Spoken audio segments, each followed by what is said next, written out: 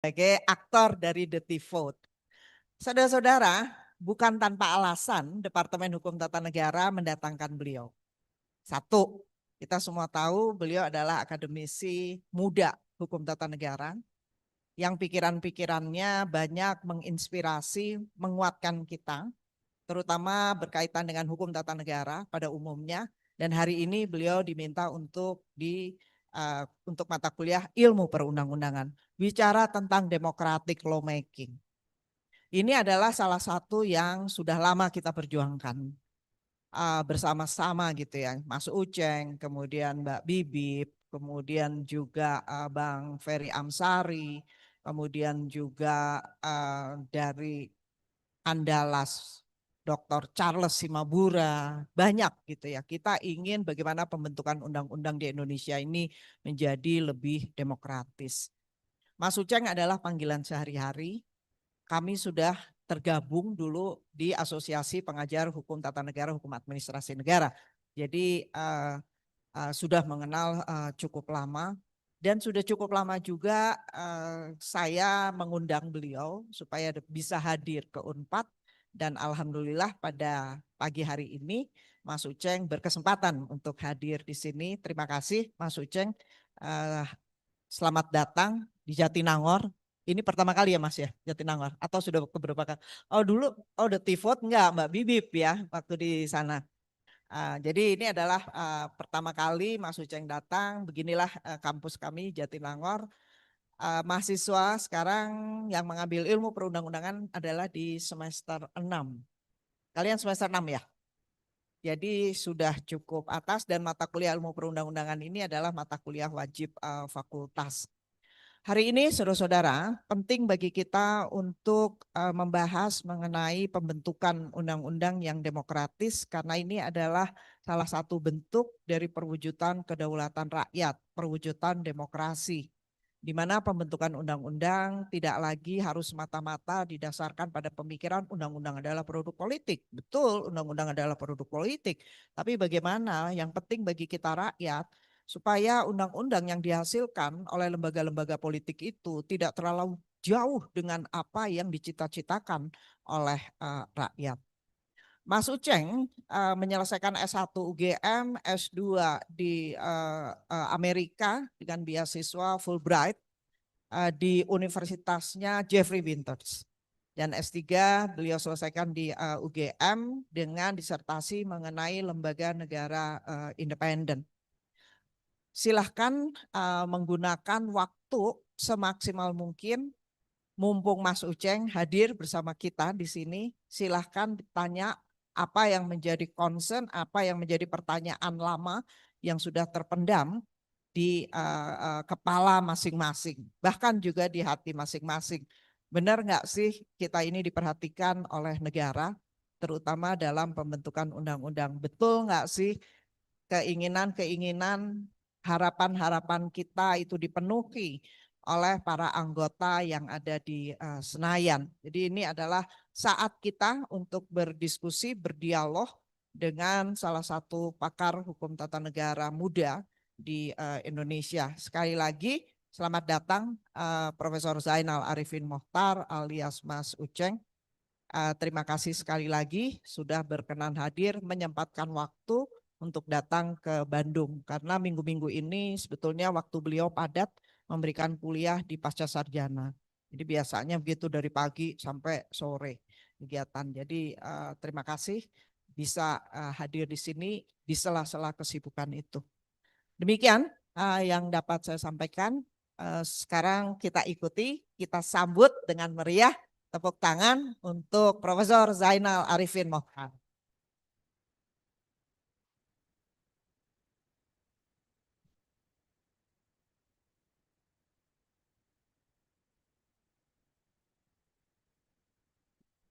Oke, Bismillahirrahmanirrahim. Assalamualaikum warahmatullahi wabarakatuh. Salam sejahtera untuk semuanya. Om Swastiastu, Namo Buddhaya, salam kebajikan. Salam apa lagi yang belum? Salam Pancasila. Salam apa lagi? Pokoknya semua salam lah. Terima kasih pertama-tama tentu saja buat Universitas Pajajaran yang ngajak saya ngobrol pengetahuan dan ketidaktahuan saya barangkali di kelas ini. Terkhusus Prof. Susi, teman, kakak, rasa saudara yang saya kira udah lama banget jalan bareng di begitu banyak kesempatan. Teman-teman sekalian juga yang sudah memberikan kesempatan, terima kasih. Saya bisa berbagi di sini. Saya mau bicara soal politik hukum. Kira-kira waktu saya berapa nih? Berapa menit? Boleh saya dikasih clue berapa menit? 30 menit. Oke, slide-nya ada berapa tuh? 20-an ya? Jangan terlalu terpaku slide kalau gitu ya. Silahkan slide-nya dibuka aja. Saya mau bicara soal politik hukum. Anda harus mulai bertanya sebenarnya. Ya, hukum kita itu dirancang berbasis apa sih sebenarnya? Jadi apa ya sebenarnya basis ketika kita merancang hukum itu? Kan yang kita kenali secara formal mengatakan bahwa undang-undang dasar disusun oleh mereka dan undang-undang dasar itu akan menegakkan atau mengatur hal-hal tertentu yang akan dibentuk menjadi undang-undang. Oke, kan begitu tuh logikanya. Nah, pada faktanya undang-undang dasar sendiri siapa yang bentuk? Undang-undang dasar itu sendiri kan terbentuk melalui sebuah proses, iya betul ada partisipasi publik, tapi banyak juga bicara soal kepentingan politik kan.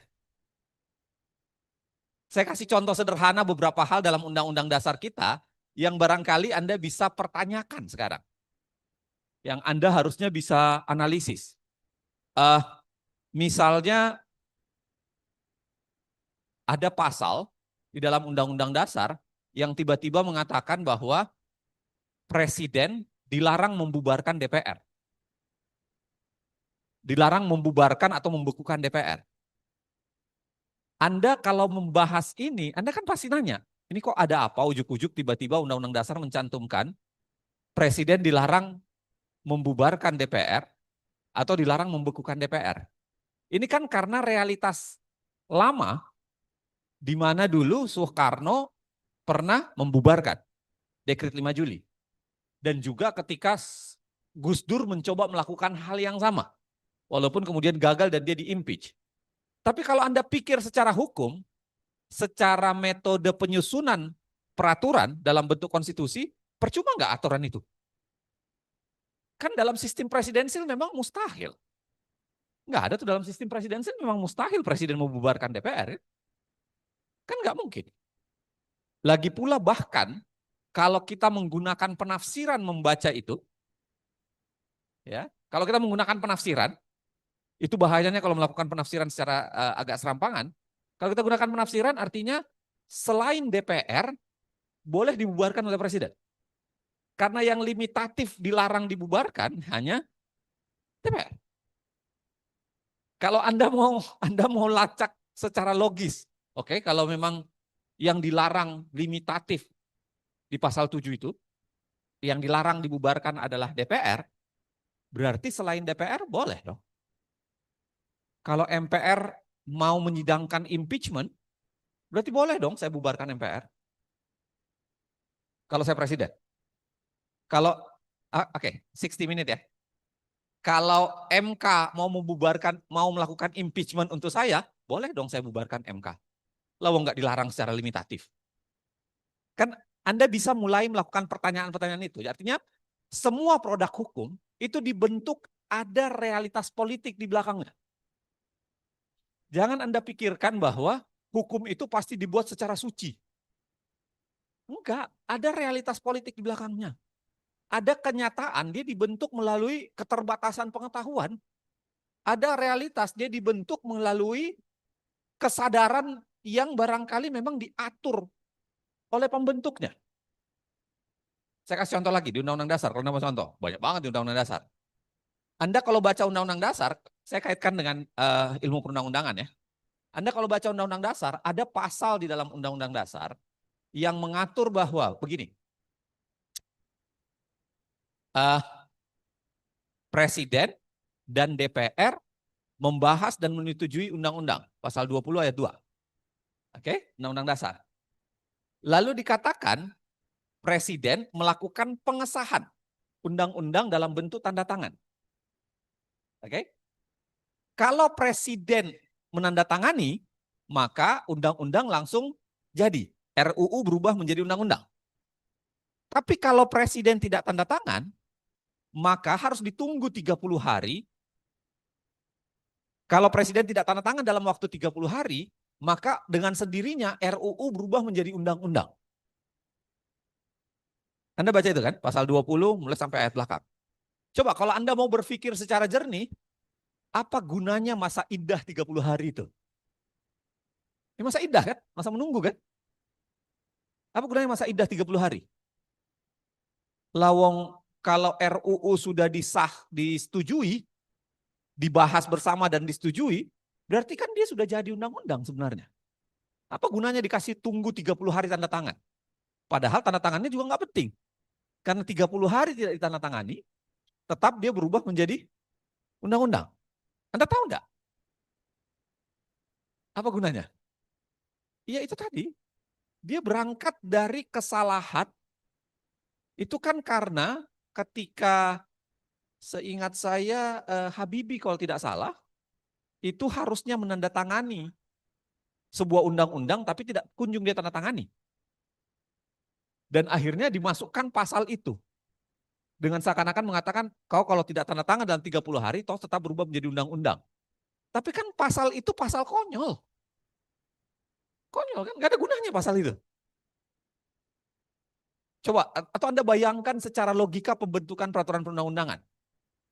Presiden sudah ikut membahas bersama RUU, dia ikut menyetujui bersama dengan DPR, kenapa disuruh tanda tangan dia boleh nolak? Kan lucu kan?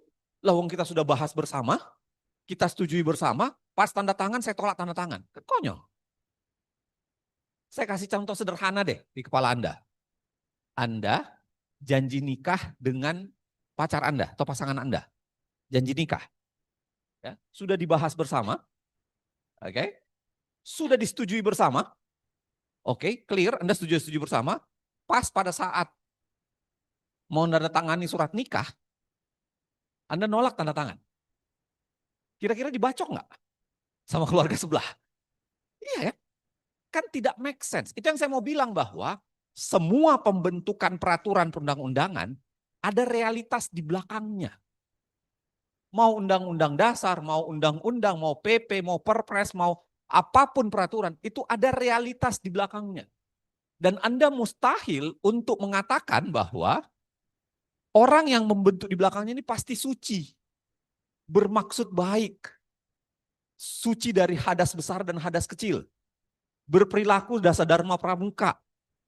Iya kan? Kan dasar dharma pramuka itu kan hebat sekali kan, orang yang bisa hidup dengan dasar dharma. Anda masih ingat dasar dharma pramuka? Ada 10 dasar dharma pramuka itu kan orang yang bisa hidup dengan itu, suci dalam perbuatan, perkataan, luar biasa itu.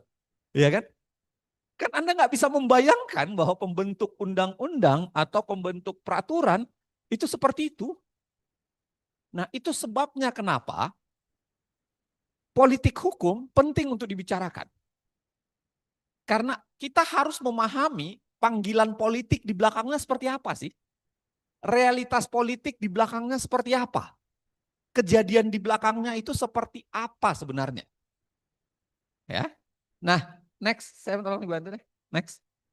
Nah, memang ada perdebatan soal pembicaraan ini masuk di kelas politik atau masuk di kelas hukum. Ini pembicaraan lama bagi orang yang memandang bahwa hukum itu adalah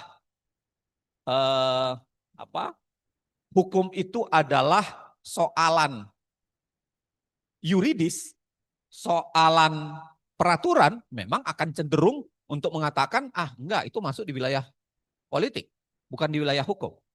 Tetapi kalau Anda mengembangkan cara berpikir hukum yang tidak sekedar melihat hukum itu hanya sekedar soalan bunyi, Anda pasti mengatakan bahwa how membikin bunyi juga harus kita bincangkan.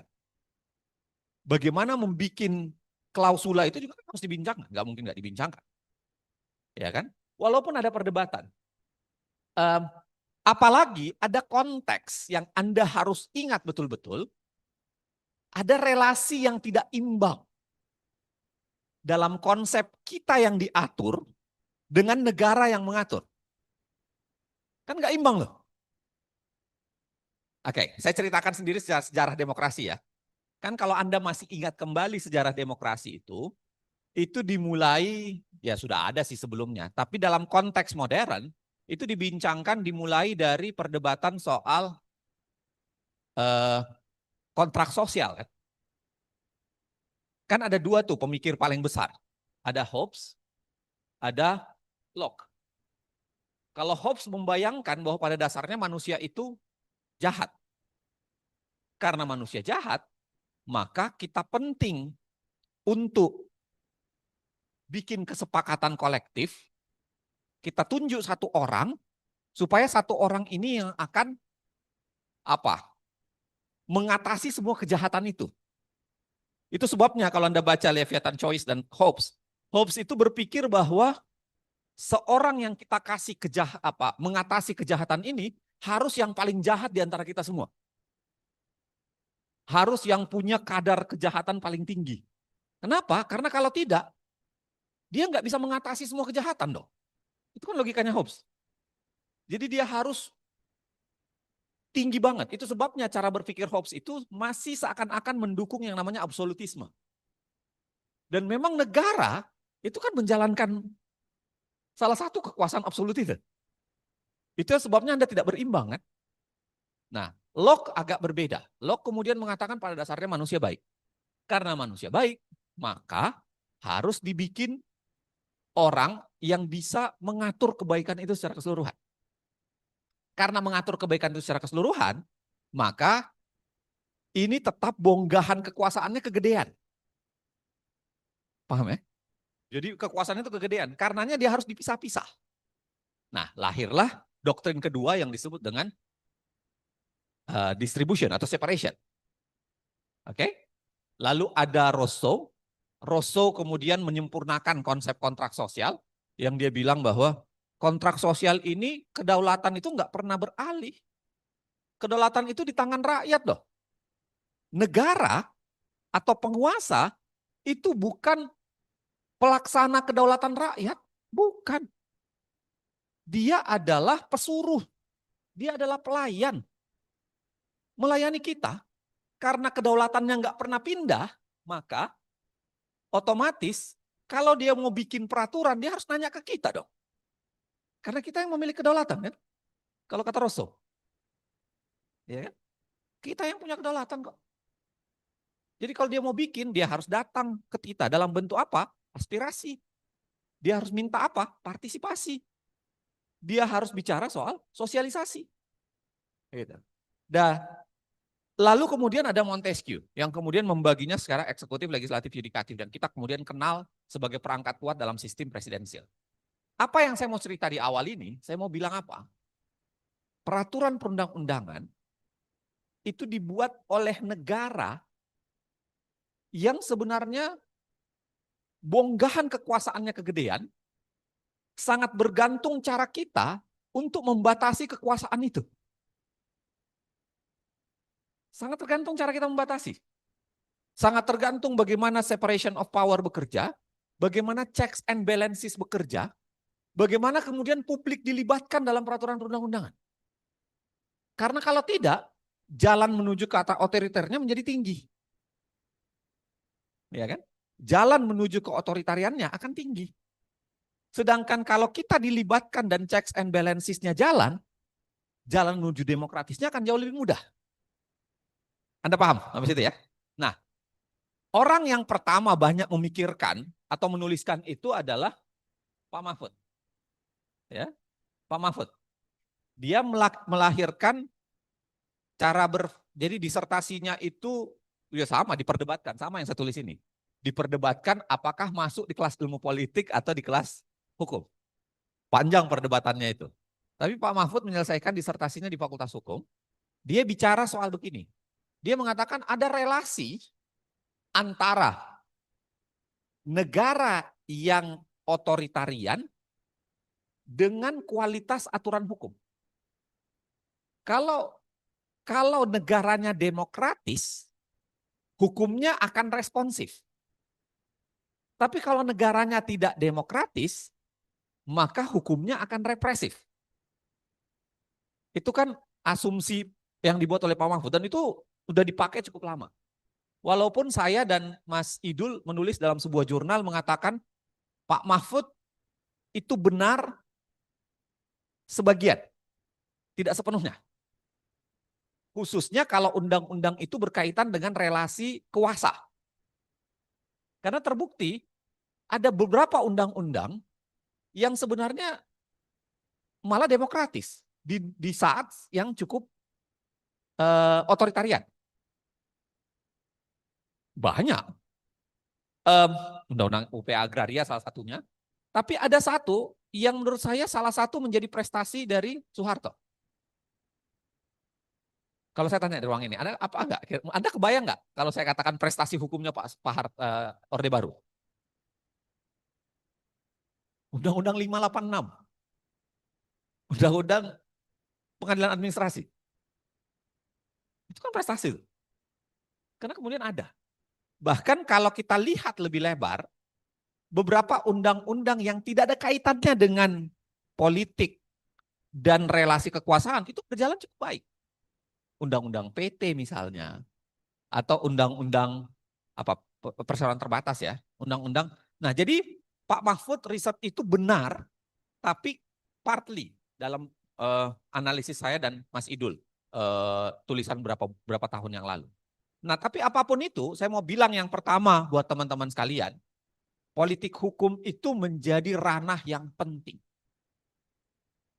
Politik hukum itu harus disadarkan kepada kita semua, karena undang-undang itu tidak dibuat oleh malaikat. Undang-undang itu tidak dibuat oleh Tuhan secara langsung. Beda keyakinan Anda membaca undang-undang dengan Anda membaca kitab suci. Kalau kitab suci, zalikal kitabu la raiba fiha. Selesai. Nggak mungkin kan? Kenapa? Karena relasi Anda dengan kitab suci itu adalah relasi percaya. Relasi keimanan. Emang relasi Anda dengan Prabowo relasi keimanan? Kan enggak kan? Masa relasinya relasi keimanan? Kalau Anda mengatakan beriman pada Prabowo, Anda musyrik loh. Kan nggak bisa, relasinya nggak sama. Kan relasinya nggak sama. Itu sebabnya kenapa politik hukum sering harus dibincangkan. Sering harus dilihat, sering untuk dianalisis. Lagi-lagi karena hukum tidak dibuat oleh orang suci. Ya. Hukum tidak dibuat oleh Tuhan. Hukum dalam konteks undang-undang tidak dibuat oleh the messenger of God. Enggak. Oke, satu. Next. Oke. Ini yang bahasakan oleh Pak Mahfud. Next. Nah, tapi selalu ada faktor yang mempengaruhi. Jadi Anda harus paham betul. Ini hanya 4 diantaranya, tapi ada banyak sekali faktor yang mempengaruhi hukum itu. Misalnya pengaruh eksternal, internal. Pengaruh luar negeri, pengaruh dalam negeri. Itu mempengaruhi cara Indonesia membuat kebijakan aturan hukum. Pasti perdebatan kita misalnya soal BOP, soal ATR, soal tiba-tiba Indonesia mengizinkan istilahnya perjanjian yang free air flight itu blanket. Jadi kayak dilepas udara kita untuk ada tulisannya Prof. Hik itu menarik tuh soal itu. Ya. Selalu ada pengaruh. Jadi yang memengaruhi hukum itu banyak sekali faktornya. Nilai, kegunaan nilai dan hal lainnya. Nilai yang dipercaya oleh seorang yang membuat aturan hukum. Kalau nilainya itu agak mempermudah yang namanya militerisme, dia akan mempermudahkan yang namanya militerisme. Kalau nilainya itu tidak tidak anti pada kekerasan, maka sangat mudah tuh yang namanya kekerasan masuk dalam kebijakan sebuah negara. Itu pasti. Karena nilai ini kan dipegang. Nilai ini dipegang oleh pembentuk. Bahkan dalam konteks perundang-undangan, dalam konteks undang-undang, kan pemegang dasarnya adalah presiden. Presiden yang akan memerintahkan kepada menteri di bawahnya dalam pembahasan. Itu sebabnya kenapa waktu Jokowi ngomong bahwa bukan dia yang merusak undang-undang KPK, saya mengatakan omong kosong. Nggak mungkin. Nggak mungkin. Lawang kalau kita bicara soal legislasi, tahapan legislasi, kan legislasi kalau Anda baca Undang-Undang Dasar dan Undang-Undang 12 2011 itu akan 5 tahap kan. Legislasi itu kan 5 tahap. Pengajuan, pembahasan, persetujuan, pengesahan, pengundangan. Oke? Kan 5 tahap tuh. Dari 5 tahap, semua ada, presiden ada di semua tahapan. Bandingkan DPR yang hanya ada di 3 tahapan. Itu sebabnya disertasinya salah satu hakim MK, Profesor Saldi Isra mengatakan, sebenarnya yang menguat sistem legislasinya, yang menguat kekuasaannya, itu kan presiden, bukan DPR. Walaupun pasal 20 mengatakan, kuasa pembentuk undang-undang ada di DPR. Itu mengganti pasal 5 yang lama. Pasal 5 dulu mengatakan kuasa pembentuk undang-undang ada di presiden. Diganti dengan kuasa membentuk undang-undang itu ada di DPR. Tapi menurut disertasinya, risetnya Saldi, mengatakan enggak. Kita menggeser itu ke DPR, tapi yang menguat malah presiden. Oke? Nah, itu sebabnya saya sulit percaya tuh. Termasuk ketika presiden ngomong, saya tidak bisa menguasai sepenuhnya sehingga undang-undang perampasan aset nggak bisa jadi. Anda masih ingat nggak? Gitu. Ketika ada doorstop yang dibikin-bikin itu sama Jokowi, dia doorstop soal apa perampasan aset, lalu dia bilang perampasan aset ini nggak jadi ya karena kerjaannya DPR, bukan kerjaan saya. Gitu. Nah, itu yang saya mau bilang, ada nilai yang dianut dan itu sangat memengaruhi bunyi peraturan perundang-undangan. Ada seorang Indonesianis yang lagi menarik tuh, dia Jacqueline Becker di ANU, itu dia lagi riset sekarang bagaimana nasib polisi di bawah presiden yang tentara. Itu menurut saya akan menarik riset itu. Saya nggak tahu kalau ada anak mahasiswa barangkali mau ngambil skripsi atau tesis soal itu, menurut saya menarik. Bagaimana nasib militer, bagaimana nasib polisi dalam konteks negara yang dikuasai oleh tentara. Ya. Nah, itu karena ada nilai di belakangnya dan nilai itu memengaruhi. Nah, ada kondisi suatu negara, darurat itu bisa mengubah kondisi hukum. Kedaruratan, nah Anda baca Smith sebenarnya, yang paling banyak bicara soal kedaruratan, tetapi yang menarik itu misalnya Giorgio Agamben. Agamben itu menulis, ya ada juga saya jelaskan di sini, dia nulis soal bagaimana kedaruratan itu bisa mengubah pola. Ya, karena kedaruratan itu kan membuat seakan-akan hukum bisa dilanggar dalam tanda kutip dalam keadaan darurat. Nah, bahayanya kata Agamben, bahayanya rezim itu biasanya dia mendaruratkan hal yang tidak darurat. Supaya apa? Dia bisa ngelanggar. Ya kan? Dia mendaruratkan hal yang tidak darurat. Nanti kita akan bincangkan termasuk bicara soal Perpu Cipta Kerja dan lain sebagainya. Next. Nah, next. Nah, oke, ini yang saya mau bilang. Artinya begini, kalau kita mau lihat secara hukum, sekurang-kurangnya ada 4 politik hukum yang menarik untuk kita bedah. Ada 4 perspektif politik hukum yang mungkin lebih dekat ke fakultas hukum ya. Tapi kalau misalnya nilai yang dianut secara psikologis itu kan barangkali lebih baik dianalisis oleh teman-teman psikolog. Ya kan? Nganalisis misalnya soal apa? Bagaimana relasi internasional mempengaruhi, mungkin lebih baik untuk diriset oleh teman-teman hubungan internasional. Ya, untuk melihat itu. Walaupun apakah itu memengaruhi? Itu memengaruhi. Enggak juga bisa sepenuhnya kita bisa pisahkan. Tetapi kalau yang dekat dengan konsep hukum, sekurang-kurangnya ada 4 ini. Pertama adalah melihat undang-undang, politik hukum perundang-undangan, apakah sesuai dengan Pancasila dan Undang-Undang Dasar. Atau sekurang-kurangnya ketika kita bicara soal konsep filosofisnya, cita negaranya. Oke, konsep dasar, saya mengatakan begini, kan seringkali negara itu mengalami apa yang disebut dengan paradoksal. Saya nuliskan ini ke Kompas bulan Januari yang lalu. Kan negara itu mengalami paradoksal. Coba kalau Anda lihat, ya, misalnya tujuan Indonesia merdeka itu apa? Melindungi segenap bangsa Indonesia, memajukan kesejahteraan umum, mencerdaskan kehidupan bangsa. Melindungi segenap bangsa Indonesia dan seluruh tumpah darah Indonesia, melindungi. Itu tujuan Indonesia merdeka. Itu adalah pembukaan Undang-Undang Dasar. Tapi kalau Anda lihat, betapa negara mengalami paradoksal. Demi tujuan mengurus warga negara itu, dia kemudian melakukan pelanggaran hukum terhadap warga negaranya.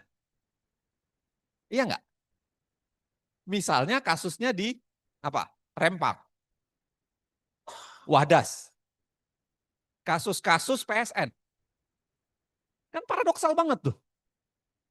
Apa yang membuat negara bikin PSN? Ya bahwa di belakangnya ada keuntungan ekonomi oleh kelompok oligarki, ya iya. Tapi selalu yang dibahasakan dalam hukum, kenapa kami bikin yang namanya proyek strategis nasional? Karena kami ingin Indonesia punya proyek strategis nasional yang kemudian bisa menyejahterakan warga. Tapi kok bisa atas alasan itu, dia kemudian gusurin orang. Bahkan bunuhin orang, nangkapin orang. Kan paradoksal tuh. Kan menjadi pertanyaan di kita, kesesuaian antara undang-undang dasar yang dimaksud itu tatarannya apa sih sebenarnya undang-undang itu? Masa dia tatarannya tataran formil? Sepanjang sesuai dengan undang-undang dasar selesai? Kan belum tentu. Jangan-jangan tatarannya juga harus nilai dong. Undang-undang dasar mengatakan melindungi segenap bangsa Indonesia, seluruh tumpah darah Indonesia. Masa kemudian kita membiarkan PSN ngerampas ngacak-ngacak? Bahkan boleh jadi, saya mau ngajak teman-teman mahasiswa nih, anak-anak muda, kita sudah mulai harus gunakan paradigma berbeda membaca konstitusi. Kita harus gunakan paradigma berbeda. Misalnya apa? Lingkungan. Hak atas lingkungan. Atau hak atas negara bisa mengelola sumber daya alam. Jangan-jangan negara harus mengubah paradigmanya. Kan sekarang paradigma negara itu adalah ekstraktif. Yang namanya pasal 33 itu, bumi kekayaan alam yang terkandung dalam sebuah negara, dikuasai oleh negara, dipergunakan sebesar kemakmuran rakyat. Kemakmuran rakyat itu yang dia pakai logika negara itu seringkali adalah at this time, saat ini. Makanya gue ngambil semuanya sumber daya alam, ya kan? Saya jual, lalu katanya dipakai untuk mensejahterakan rakyat. Kenapa kita tidak buat paradigma baru? Untuk mengatakan mereka harus dibatasi. Karena namanya kekayaan alam itu sebenarnya milik kalian yang kalian titipkan ke orang tua yang ada sekarang kan? Kan begitu tuh. Kan harus dibalik. Sebenarnya kekayaan sumber daya alam bukan milik mereka, tapi milik anak cucu kita yang dititipkan oleh mereka kepada kita. Anda paham maksudnya? Itu supaya pengelolaannya tidak ekstraktif kan? Paham maksudnya ya? Kan kalau Anda lihat kita ini itu bergerak dari satu keserakahan yang lain. Indonesia itu kan bergerak dari satu serakah dengan serakah yang lain. Dulu waktu kita booming minyak, kita hajar minyak habis-habisan tuh. Kita eksploitasi gila-gilaan. Ketika minyak mulai meredup, kita pindah ke batu bara. Hajar batu bara gila-gilaan tuh, sampai rusak lingkungan. Begitu batu bara harganya mulai meredup dan mulai nggak dipakai di beberapa negara karena dianggap polusi, pindah ke nikel.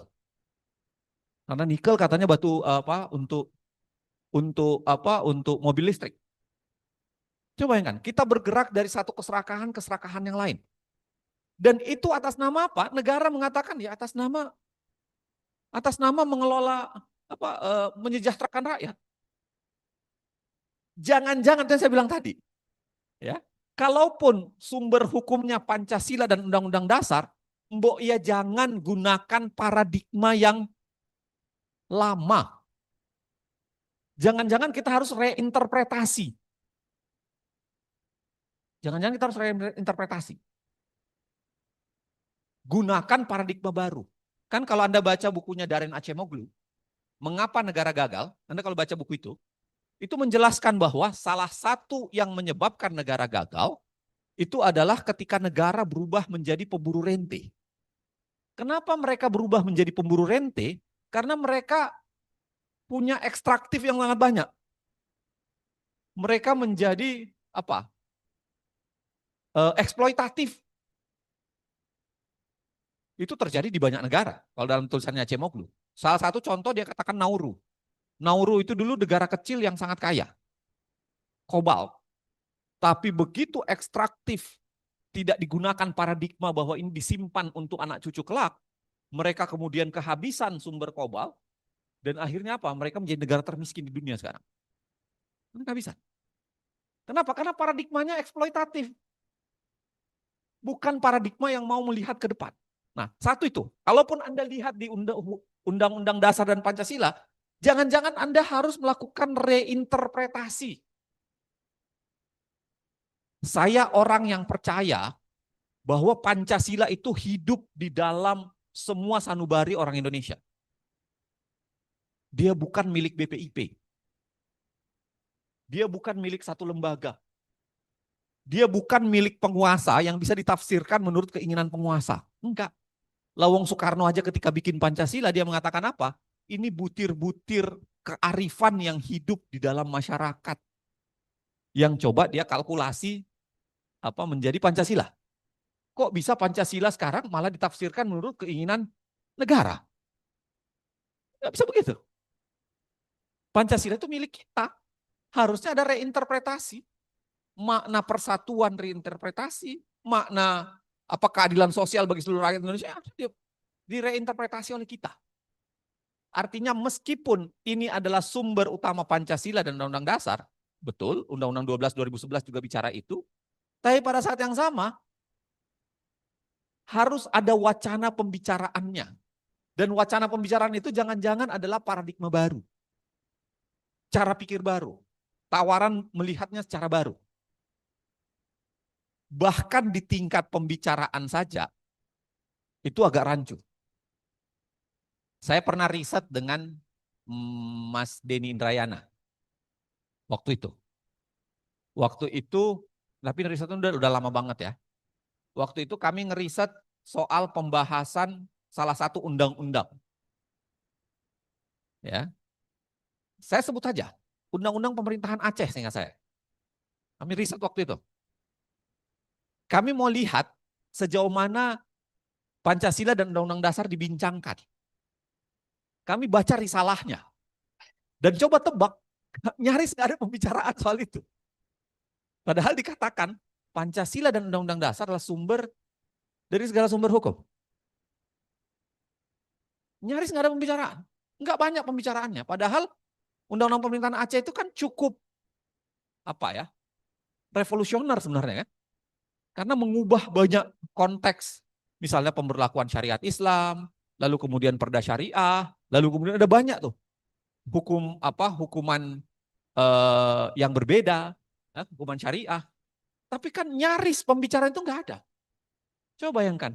Jadi jangan-jangan kita selama ini hanya mengatakan Pancasila dan Undang-Undang Dasar sumber dari segala sumber hukum, tapi nyaris nggak pernah dibincangkan.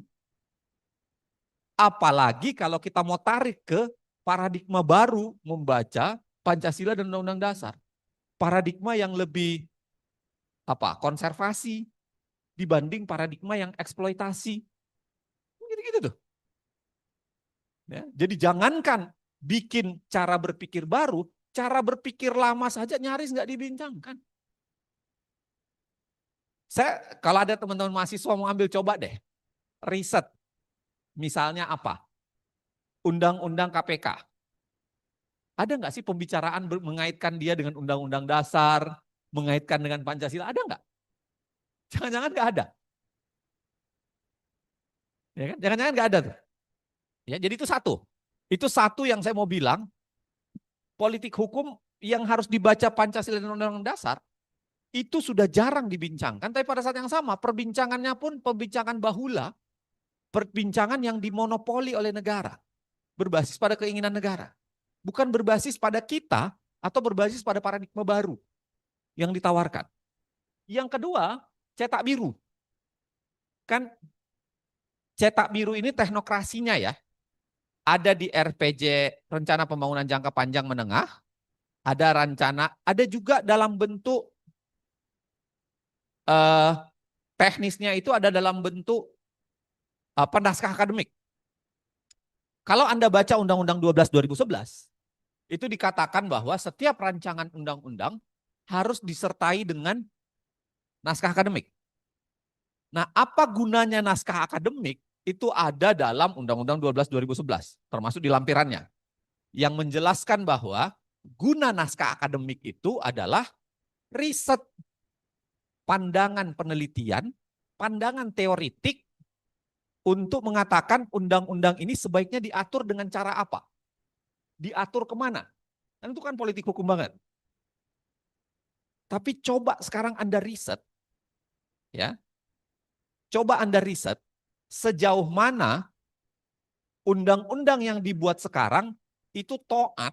Saya gunakan ain di situ supaya taatnya keren banget. Taat, ya, dengan apa yang dibentuk di naskah akademiknya.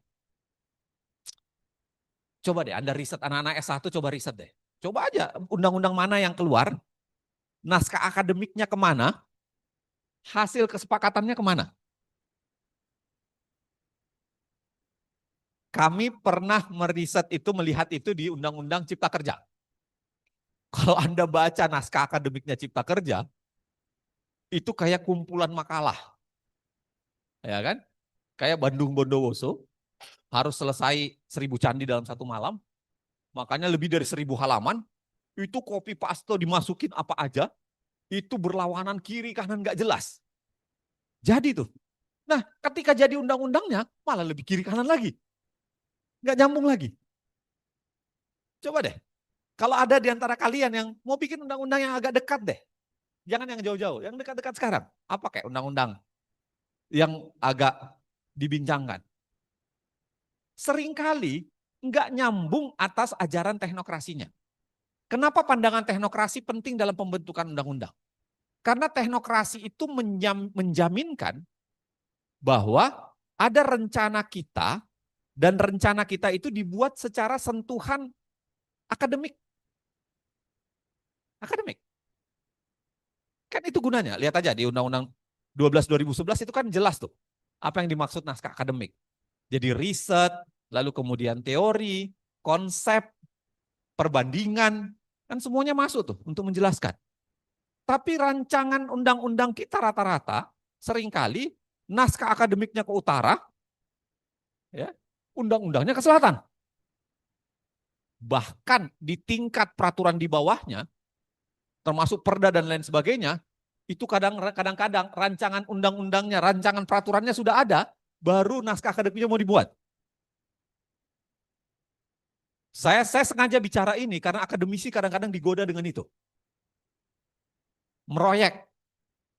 Saya ingat betul pernah ditawarin, saya nggak akan sebut, ditawarin oleh sebuah kementerian, datang ke kita, mau bikin naskah akademik rancangan itu ada langsung 12 lah. Iya kan? Peraturannya udah jadi. Mas, tinggal dibikinkan naskah akademiknya. 12, satu naskah akademik itu kira-kira berapa puluh juta lah, hampir 100 jutaan. Jadi nanti kita kasihin seudang gini. Saya usir keluar. Saya bilang kalian ini entah bodoh atau tolol. Mana ada naskah akademik di belakang? Naskah akademik di depan. Kalau naskah akademik di belakang itu namanya pembenaran. Kan pembenaran aja tuh namanya. Apa yang mau disusun sudah ada duluan, sudah disuruh ke arah selatan, akademisi disuruh bicara ke selatan, nggak boleh ke utara gitu loh. Saya ingat betul, saya usir keluar. Saya bilang enggak, kalian ini ngapain? Apa sih yang mau dibikin? Yang namanya naskah akademik itu adalah koridor. Dan itulah politik hukum. untuk menjaminkan bahwa yang namanya politik hukum itu punya, yang namanya peraturan perundang-undangan itu punya sentuhan akademik. Ini berbahaya memang di negara yang sedang anti pada gejala ekspertis. Ini berbahaya, ya kan? Gejala anti ekspertis ini kan bahaya. Apalagi di negara yang kritisi pengamat itu dianggap sebagai antek-antek asing. Kan bahaya. Apa yang kita masukkan secara teoritik itu dianggap sebagai orang yang tidak senang melihat negara baik. Lalu terbalik, kami yang senang melihat negara baik. Jangan-jangan Anda yang tidak senang melihat negara baik gitu. Begitu. Ya. Di dunia, di era yang anti ekspertis itu menjadi berbahaya.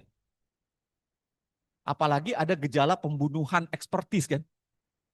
Dengan cara doxing, dengan cara mengatakan bahwa ini pesanan asing, Soros dan lain sebagainya. Saya itu kadang-kadang bingung, Soros aja nggak pernah ketemu. Iya kan? Dibilang dibiayain open society. Open society aja nggak pernah ketemu kita. Kok bisa tiba-tiba kami diplokoto sama mereka gitu. Dibodoh-bodohin sama mereka. Apa kaitannya? Tapi itu kan di narasi yang diulang-ulang. Ada inflasi pengamat. Iya kan? Nah, saya ingin katakan sentuhan teknokrasi itu penting membentuk politik hukum yang benar. Jadi jangan hilangkan teknokrasi itu. Karena risetlah yang akan menentukan kita sebaiknya membawa hukum kemana. Bukan keinginan politik yang menentukan kita membawa hukum kemana. Riset itu kan kadang-kadang untuk meletakkan secara baik. Ya, mana yang pas, mana yang tidak. Next, ideology. Next aja ini. Ideologi. Nah, ini menarik. Kalau kita bicara soal pembentukan peraturan perundang-undangan, apa gunanya pertarungan pembahasan di DPR itu? Kan maksudnya adalah pertarungan ideologi. Saya kasih contoh misalnya di Amerika, itu rata-rata pertarungannya adalah konservatif versus liberal. Apakah tidak ada partai sosialis di Amerika? Ada, tapi mereka rata-rata sulit untuk masuk ke dalam sistem. Ada, itu kan gara-gara Duverger teorema itu. Duverger teorema itu yang mengatakan bahwa the winner takes all. Itu sebabnya partai-partai kecil tidak pernah bisa masuk. Ya, partai-partai kecil, partai sosialis, ada nggak partai sosialis? Ada partai hijau, ada banyak di sana, tapi nggak pernah bisa masuk ke dalam nuansa politik. Karena nuansa politik itu biasanya pembelahannya ya dua itu, Republik sama Demokrat. Republik itu konservatif, Demokrat itu lebih liberal. Pertarungan undang-undangnya mostly itu adalah pertarungan cara pandang konservatif dengan cara pandang yang liberal. Saya kasih contoh begini, perdebatan soal pajak deh. Pajak itu harus ditinggikan pada orang kaya apa enggak? Bagi konservatif itu pasti nolak. Konservatif pasti nolak. Enggak boleh. Karena itu menyalahi prinsip liberalisme klasik. Libertarian klasik, sorry. Tapi bagi kaum liberal mengatakan enggak. Ini harus ditinggikan. Anda masih ingat enggak salah satu yang paling keras perdebatannya itu ketika BPJS-nya Amerika, apa namanya? Insurance-nya itu. Di Amerika itu, kayak BPJS-nya itu. Itu kan sama mirip dengan menagih bayaran yang lebih tinggi bagi orang kaya dibanding orang miskin. Itu habis-habisan didukung oleh liberal, Obamacare, kan? Didukung oleh kelompok liberal, tapi ditolak habis-habisan sama kaum konservatif. Makanya begitu Obama turun, Trump naik, itu kan dibatalin semua langsung. Diubah skemanya. Nah, perdebatan ideologi partai itu ada. Coba kita balik ke Indonesia. Apa ideologi partai yang ada? Nasionalis versus agamis. Iya kan? Kan yang ada itu. Kan yang ada sekarang adalah partai nasionalis dan partai agamis. Coba Anda jelaskan ya, apa perbedaan di partai nasionalis saja deh. Apa perbedaannya Golkar, Hanura, Gerindra, Nasdem? Oh, coba boleh. Kalau warna baju semua orang bisa lihat. Ya, apa perbedaan secara ideologis? Gak ada. Gak ada. Apa beda utama PKS, NU? Ya kalau Ikhwanul Muslimin dengan Muhammad dengan NU agak berbeda, iyalah. Tapi ideologi nih maksudnya melihat Islamnya ya dalam konteks kebijakan sosial nyaris nggak ada, ya kan? Anda bisa bayangkan pembentukan undang-undang mau nasionalis mau agamis sama-sama bunuh buruh, sama-sama hajar buruh dalam kasus undang-undang Cipta Kerja. Nggak ada tuh perdebatan nasionalis agamis. Mau nasionalis mau agamis sama-sama bunuh KPK kan dalam kasus undang-undang 19. Jadi apa gunanya? Pembelahan politik kita itu kayak apa ya? Kayak cuma hiasan. Kayak cuma hiasan. Nyaris tidak berguna dalam pembentukan peraturan perundang-undangan. Padahal ideologi itu kan penting. Itulah politik hukum. Kenapa terjadi tarungan wacana? Karena cara mendekati kebijakan yang berbeda kan. Jangan-jangan, ini yang saya ingin bilang, jangan-jangan ini saatnya kita untuk melakukan restrukturisasi ulang. Karena nyaris pembagian ini tidak memberikan sumbangsi apa-apa bagi politik hukum kita.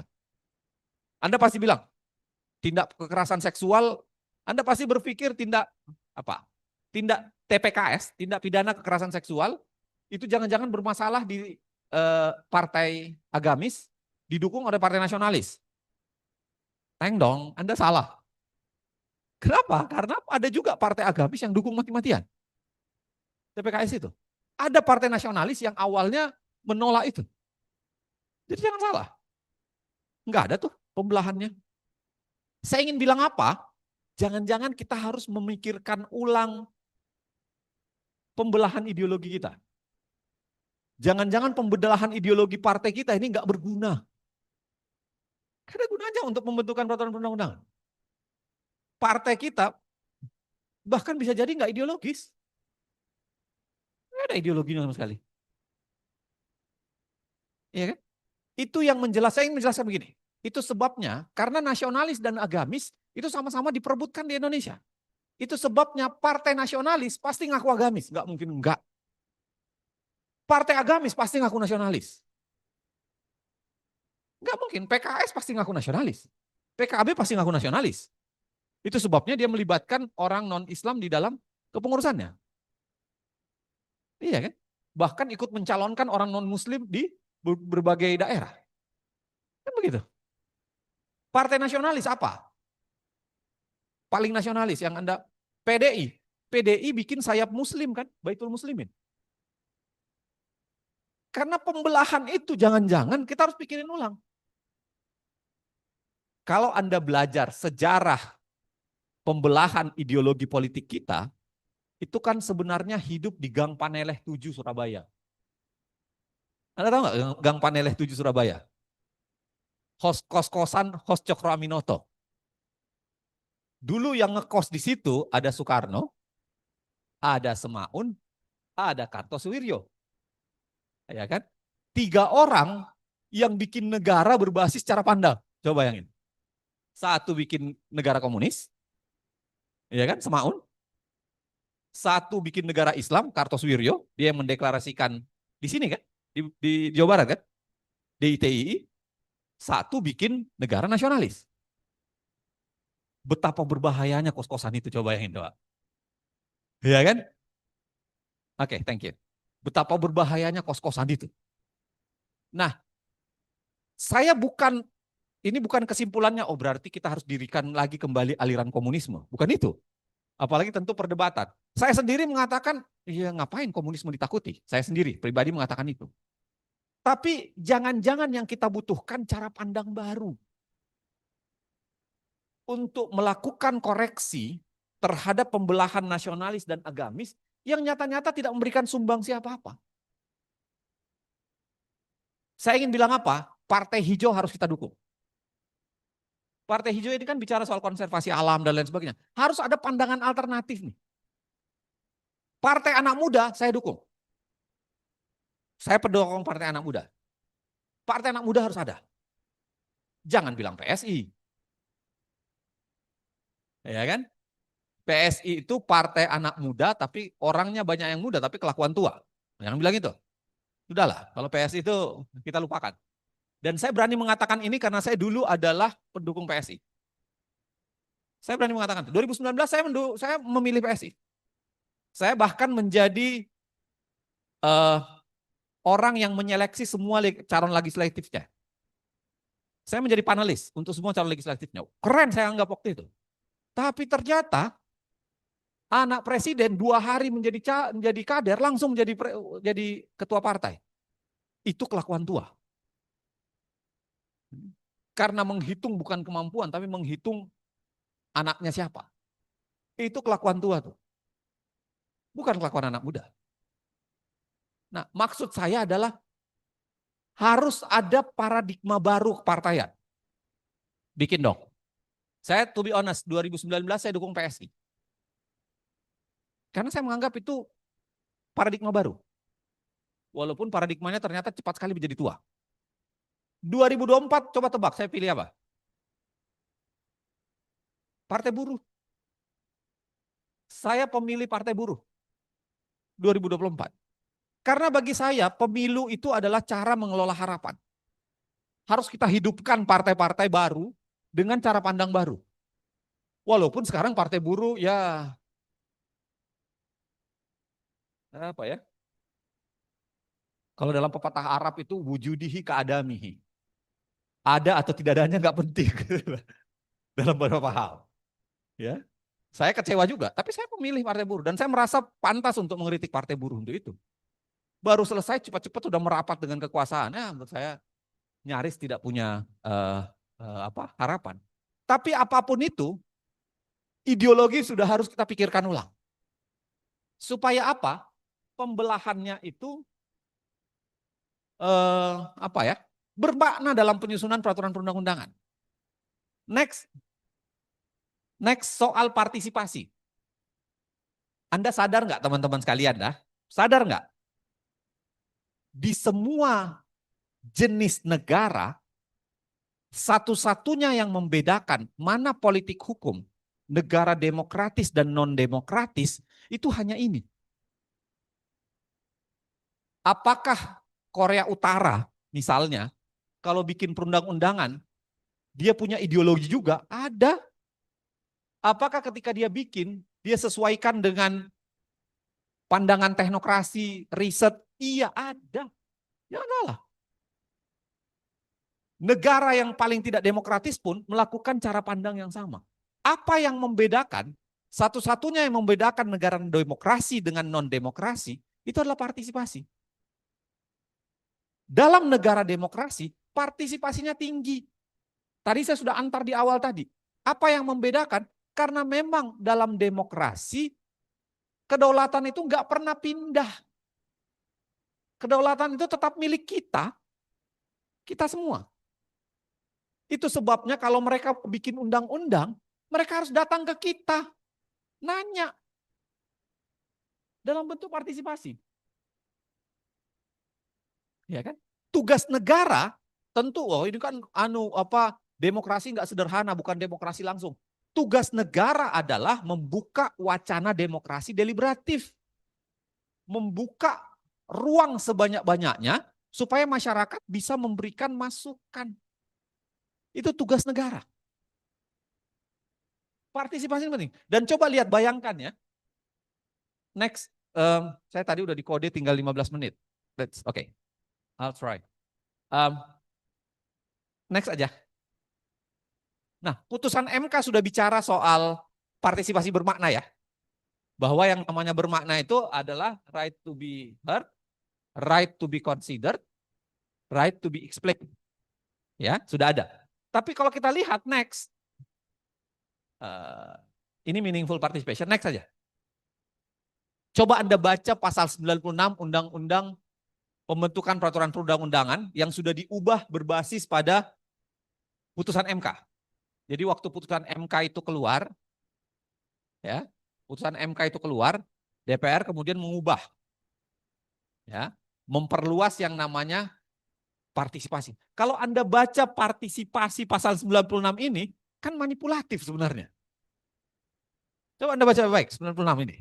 Anda yang biasa baca pasal ya, kan manipulatif. Satu, yang dibayangkan masyarakat berhak memberikan masukan, oke, untuk memudahkan bisa diakses, lalu kemudian coba lihat di nomor 6-nya. Untuk memenuhi hak, pembentuk undang-undang dapat melakukan kegiatan konsultasi publik, rapat dengar pendapat umum, kunjungan kerja, seminar, lokakarya, diskusi, dan kegiatan konsultasi publik lainnya. Seakan-akan negara nggak kreatif banget. Kan kayak negara nggak kreatif banget nih. Iya nggak? Seakan-akan harus ada acaranya. Baru Anda bisa berikan masukan. Padahal harusnya negara membuka ruang publik sebesar-besarnya kan. Nggak perlu menunggu acara. Nggak perlu menunggu rapat dengar pendapat umum. Saya kasih contoh secara sederhana ya. Anda tahu enggak? Survei-survei luar biasa itu, survei-survei capres. Saya ingin jelaskan ke Anda ya. Survei-survei capres, siapa capres yang terpilih dan itu presisi, samplingnya berapa? Itu survei se-Indonesia loh. Anda kebayang enggak samplingnya berapa? Kok bisa presisi begitu? Kebayang enggak? Samplingnya itu paling 1.300-an. 1.300-an, 1.500-an. Dengan metode statistik yang baik, itu bisa presisi loh angkanya. Iya enggak? Kan presisi tuh angkanya, surveinya siapa? Surveinya LSI, cukup presisi tuh. Kenapa model yang sama tidak dipakai untuk pembentukan peraturan perundang-undangan? DPR memperkuat fungsi survei, DPR memperkuat fungsi angket untuk mendapatkan what public wants dalam banyak hal. Tidak dipakai itu. Kalau metodologinya benar, kesimpulannya pasti menarik. Biasnya pasti kecil. Ilmu sudah ada kok tersedia di situ. Metodologi riset statistik sudah ada menyediakan itu. Kenapa nggak dipakai? Kenapa DPR masih berpikir yang namanya partisipasi itu adalah mengunjungi, datang, sosialisasi. Kan udah kayak bahula betul. Negeri ini sudah bergerak jauh sekali. Dunia sudah bergerak jauh, Indonesia masih menganggap yang namanya partisipasi itu adalah partisipasi klasik di zaman polis Yunani. Big data. Big data, penggunaan big data. Kan kecenderungan orang Indonesia itu bisa dianalisis dengan big data. Jangan hanya Luhut aja yang bilang orang Indonesia cenderung mau 3 periode untuk Jokowi menggunakan big data. Masa big data dipakai hanya untuk kecenderungan Prabowo Jokowi 3 periode atau tidak? Kan konyol. Pakailah big data untuk menangkap what public wants. Itu yang dimaksud negara yang benar-benar mau mendapatkan partisipasi publik kan. Bukan hanya sekedar partisipasi yang berbasis pada formalitas. Saya ingat betul Prof. Susi dengan saya waktu itu jadi ahli Undang-Undang Cipta Kerja. Seingat saya. Undang-Undang KPK juga ya. Yang itu mereka menafsirkan yang namanya partisipasi itu formalitas. Dengan mengatakan apa? Sudah kami lakukan rapat dengar pendapat umum, sosialisasi di sekian kampus, bla bla bla, tanpa dilihat substansinya. Padahal seingat saya misalnya di UGM, di UNAN, di UNPAD juga seingat saya, delegasinya kan di demo tuh.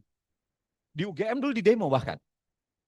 Disuruh tanda tangan orang anggota dari pihak DPR-nya yang datang untuk sosialisasi undang-undang KPK waktu itu, kita suruh tanda tangan akta untuk mengatakan bahwa akan menolak yang namanya revisi undang-undang KPK.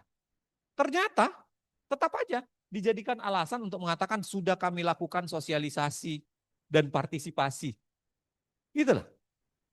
Nah, lagi-lagi kita bicara soal paradigma. Coba lihat, the right to be heard, right to be considered, right to be explained. Right itu kan artinya wajib. Ya. Coba lihat di di ayat 8-nya. Oke. Pembentuk perundang-undangan dapat menjelaskan. Dia mengubah konsep hak yang harusnya imperatif itu menjadi konsep ya dapat. Boleh ya, boleh tidak.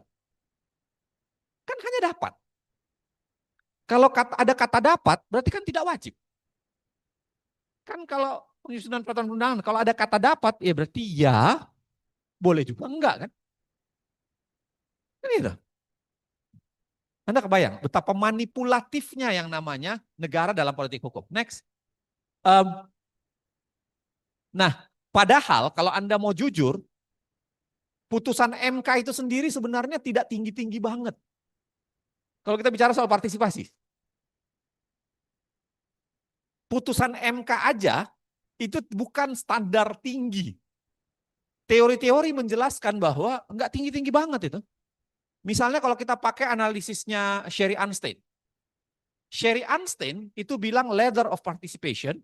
Dia mengatakan pembentukan undang-undang yang bagus itu bukan modelnya kayak dengar pendapat hukum, tokonisme dan lain sebagainya. Harusnya partnership kalau kata dia. Kalau kata Sherry Arnstein. Jadi pembentukan kebijakan itu harusnya partnership. Kita duduk bareng untuk merumuskan peraturan. Right to be explained. Ya, to be heard dan to be heard itu masih standar. Enggak tinggi-tinggi banget. Bahkan di standar tinggi itu aja undang-undang masih tidak dipenuhi, tidak memenuhi. DPR masih tidak melakukannya. Apalagi kalau kita tarik tinggi. Misalnya model Arnstein. Arnstein mengatakan apa? Model kayak kita itu istilahnya tokenism.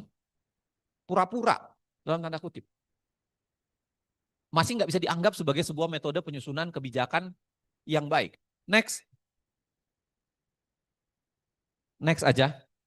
Karena saya udah dikode katanya less than. Nah, ini pertanyaan menarik sebenarnya. Seberapa luas partisipasi itu? Karena seringkali partisipasi dikecilkan sekarang. Dengan mengatakan bahwa Anda harus tersangkut langsung. Anda harus punya kepentingan langsung baru bisa berpartisipasi.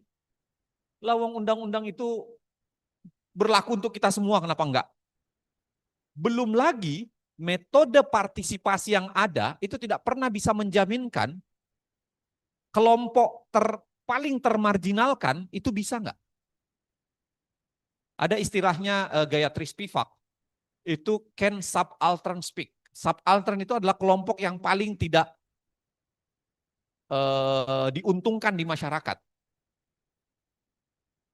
Pernah nggak sih bikin undang-undang itu mendengarkan langsung masyarakat? Misalnya bikin undang-undang pemberantasan kemiskinan mendengarkan orang miskin langsung. Enggak. Yang didengar itu adalah akademisi. Ya, jangan, akademisi penting, tapi bukan satu-satunya parameter. Ada buku bagus, teman-teman bisa baca Rethinking of Popular Representation. Si siapa? Ole Turnquist. Teman-teman bahkan kalau searching googling kayaknya ada tuh PDF-nya dikasihin secara gratis. Rethinking of Popular Representation. Buku itu menjelaskan bahwa pembentukan perundang-undangan di Indonesia itu sudah aneh. Karena fungsi representasinya itu menjauh dari fungsi partisipasi. Anda tahu enggak maksudnya? harusnya DPR itu merepresentasikan keinginan publik dan partisipasinya itulah yang dikonvert menjadi peraturan perundang-undangan. Ini enggak.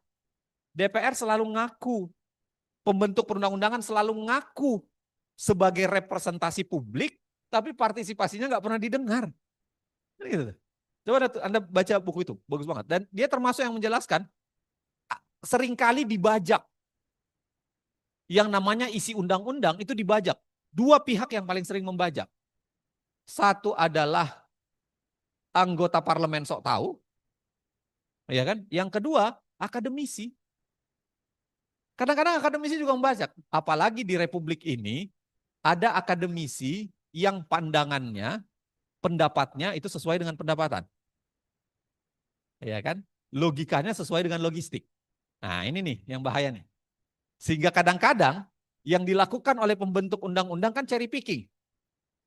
Dia sudah punya dia punya kesimpulan dulu, oh undang-undang harus ke utara, dia akan cari ahli yang dia undang ke rapat dengar pendapat umum, dia cari orang yang memang mau bicara ke utara.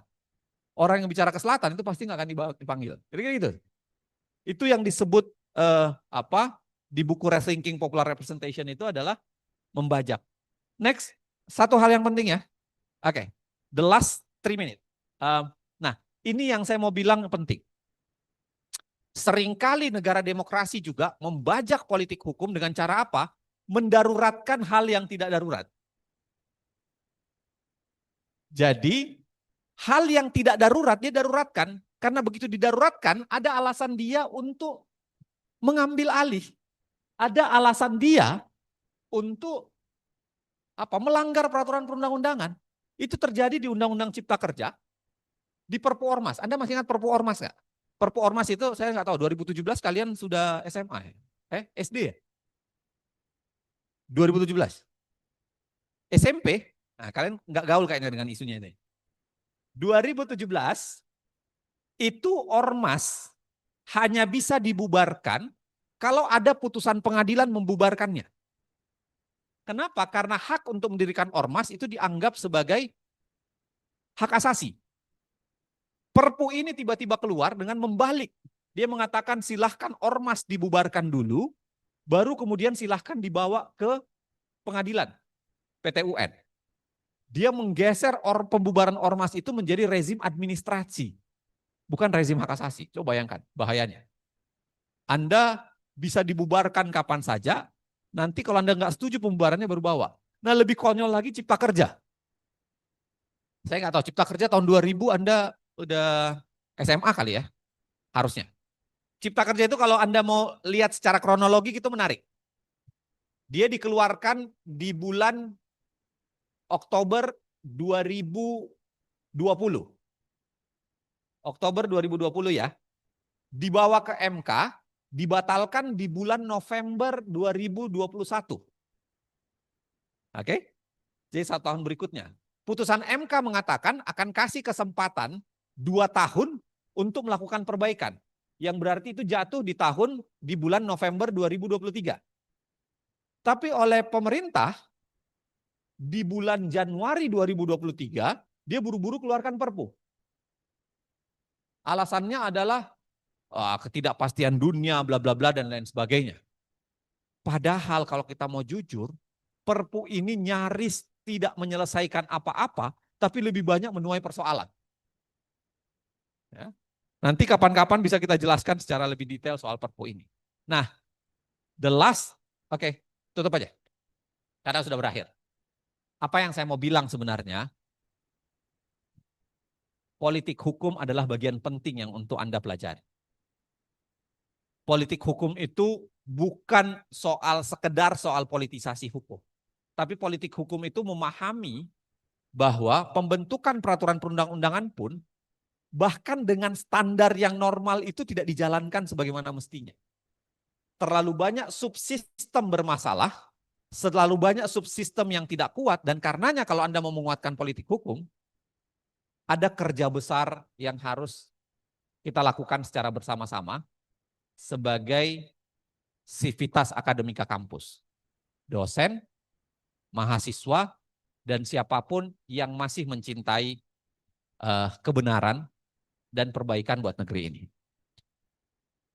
Mohon maaf sudah membuat Anda bosan sekitar 70 menit.